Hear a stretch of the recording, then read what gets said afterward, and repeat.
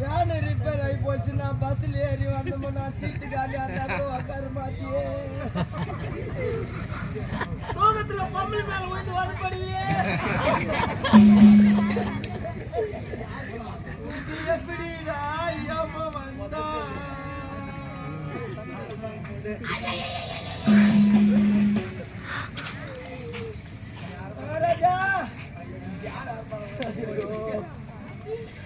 நாங்க 22 பேர் லைனா உட்காந்து சாப்பிடும் போது கூட ஒண்ணு மறக்க முடியாது.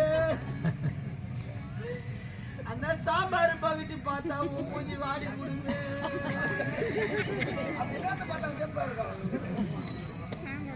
ராஜா. சாம்பார் பகுதி பார்த்து மூஞ்சி வாடி கொடுங்க. அந்த கறிவாம் பகுதி பார்த்த உடனே மூஞ்சி கலகலாது மகாராஜா. எனக்கு யார் போடுவாங்க இப்ப அது மாதிரி கேட்டு